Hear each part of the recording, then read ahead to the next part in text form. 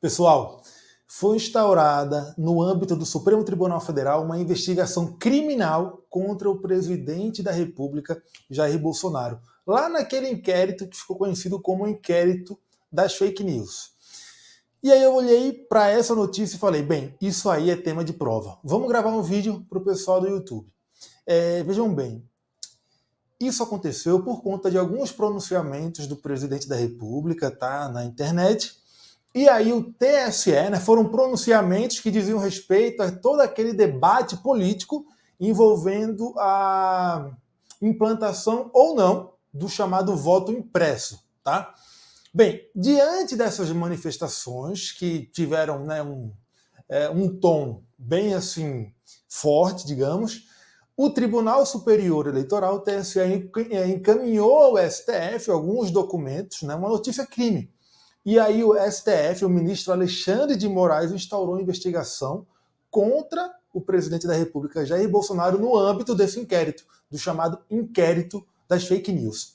E a grande questão que a gente tem aqui em relação a isso, e eu já antecipo que a gente não vai falar de política, tá?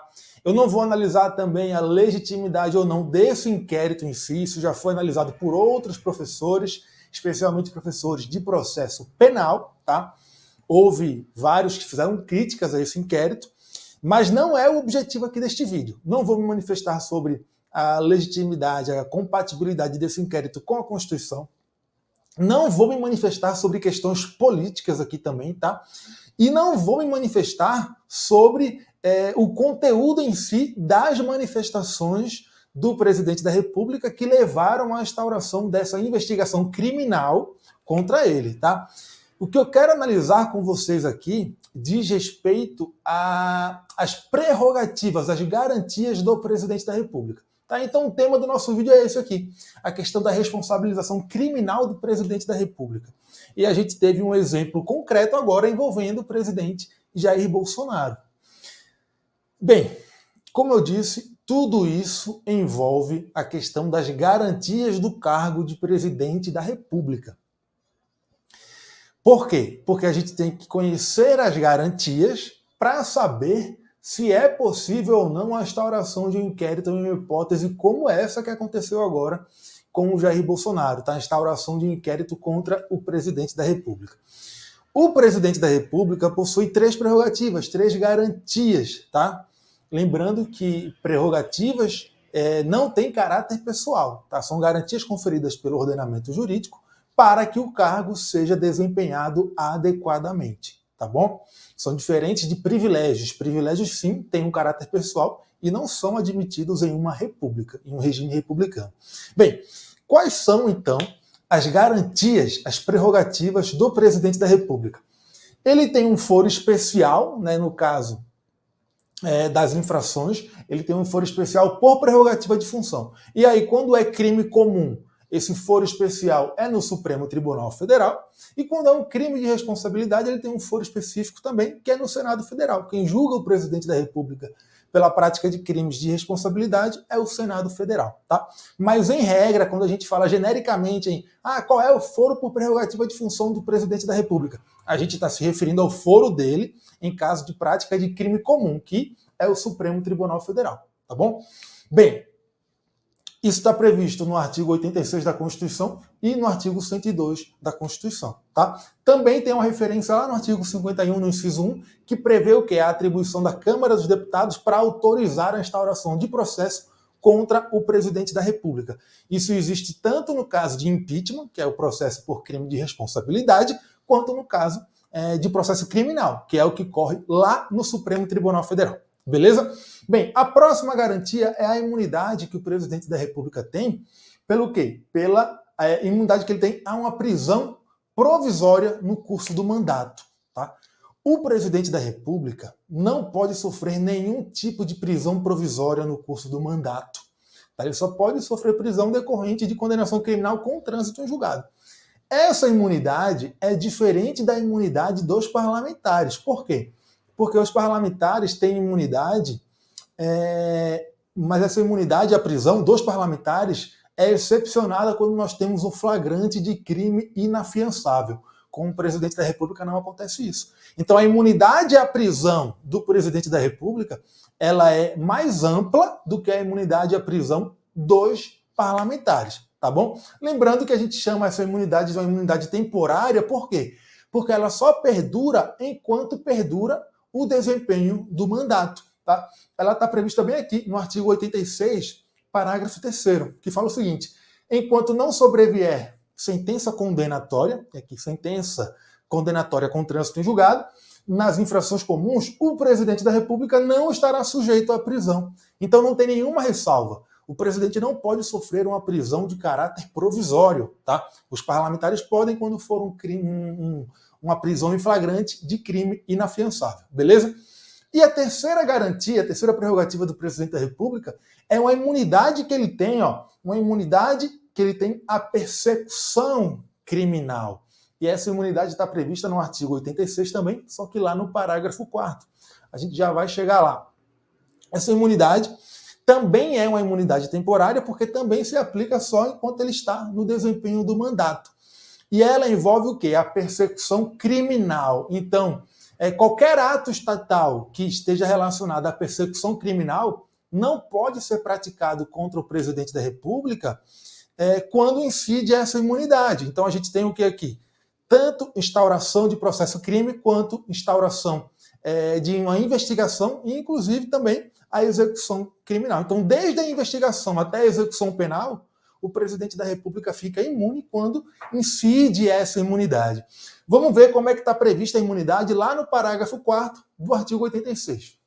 Ele fala aqui: o presidente da República, na vigência de seu mandato, então, é uma imunidade que é chamada de temporária, porque só incide enquanto o presidente está no exercício do mandato, tá? Não pode ser responsabilizado por atos estranhos ao exercício de suas funções. Então, veja, se ele cometer um crime antes de tomar posse, antes de iniciar o mandato, ele não pode, durante o mandato, ser responsabilizado por esse crime. A persecução criminal em relação àquele fato não pode ter prosseguimento, tá? Da mesma forma, se ele está no desempenho do mandato, ele pratica um crime que não tem nada a ver com o cargo dele, não foi um crime que ele praticou em razão do cargo de presidente, não foi um crime que ele cometeu no exercício do cargo de presidente, nesse caso ele também não pode, enquanto durar o mandato, ser responsabilizado por aquele crime. Depois ele pode, mas durante o exercício do mandato não pode, tá? Só que, e aí tem a terceira hipótese, né? Então ele tem duas hipóteses de crime que não tem relação com o mandato.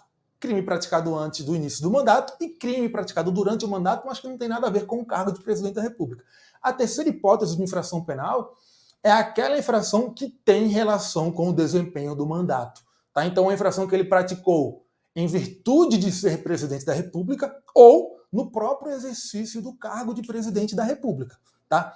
Quando é essa infração, quando é uma infração que tem relação com o mandato, com o cargo de presidente da República, não incide a imunidade, não incide, e aí a persecução criminal, os atos estatais de persecução penal podem ser praticados. Não tem nenhum impedimento a isso. E foi justamente isso que aconteceu no caso dessa investigação instaurada agora, nesta semana, contra o presidente Jair Bolsonaro, no âmbito do inquérito das fake news. Tá? O ministro Alexandre de Moraes recebeu a notícia-crime e determinou a instauração de investigação criminal envolvendo o presidente Jair Bolsonaro. Por quê? Porque essa notícia-crime dizia respeito a fatos praticados pelo presidente da República como presidente da República. Ele estava se pronunciando naquela situação ali como presidente da República, falando de toda a problemática, todo o debate envolvendo aí a questão do voto impresso.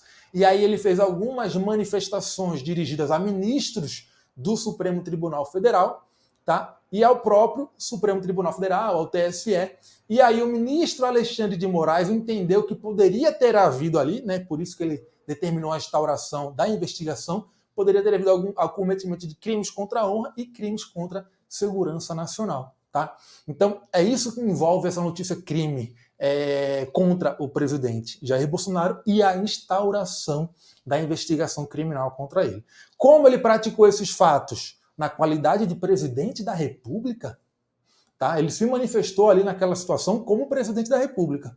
Então, eram fatos que têm relação com o mandato e não incide a imunidade que ele tem em relação à persecução criminal. E aí os atos de persecução penal podem ser praticados. Não tem nenhum impedimento constitucional, tá bom? Então, em tese, né, sem me manifestar aqui sobre o conteúdo da manifestação do presidente da República, sem me manifestar sobre a legitimidade do inquérito, sem me manifestar sobre nenhuma questão política, em tese, a instauração da investigação nesse caso é possível porque não incide a imunidade prevista no artigo 86, parágrafo 4º. Agora, uma última dica aqui para vocês. Essas imunidades do presidente da República, né, a imunidade à prisão e a imunidade à persecução penal, são imunidades que não podem ser estendidas a prefeitos e a governadores. Tá? Por quê?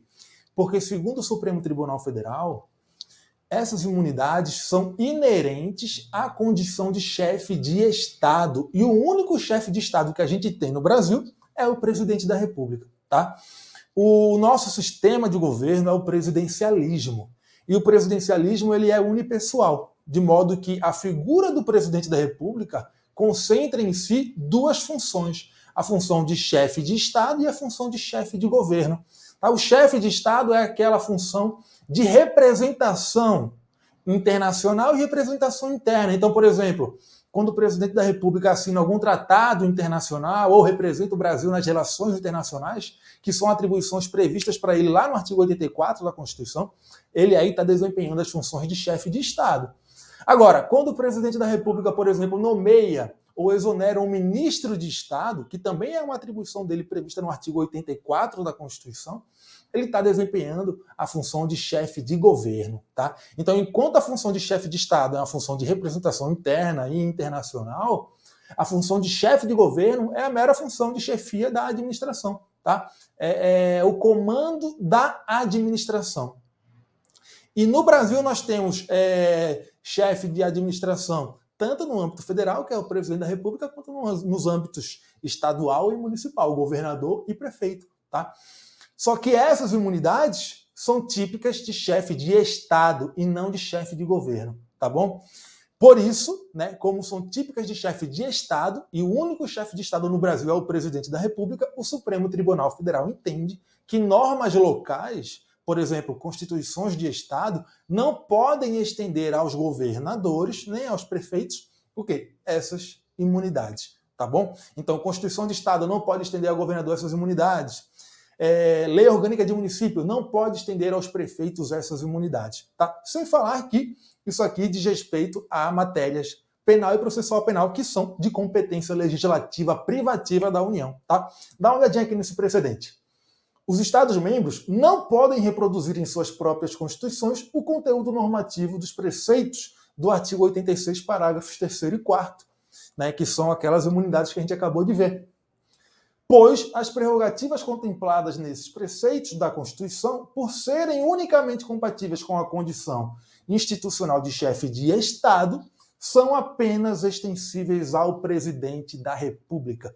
Isso aqui já caiu em prova, tá? E certamente pode aparecer de novo, tá? Até porque esse tema aí está em alta. Então, tenham atenção a isso. A imunidade à persecução criminal do presidente da República não incide quando o fato tem relação com o desempenho do mandato, e as imunidades dele, a prisão e a própria persecução criminal, não podem ser estendidas a outras autoridades, tá? Não podem ser estendidas a governadores e a prefeitos, porque são exclusivas da função de chefe de Estado, que é desempenhada no Brasil apenas pelo presidente da República. Beleza? É isso aí, galera. Valeu. Esse era o vídeo de hoje e até a próxima.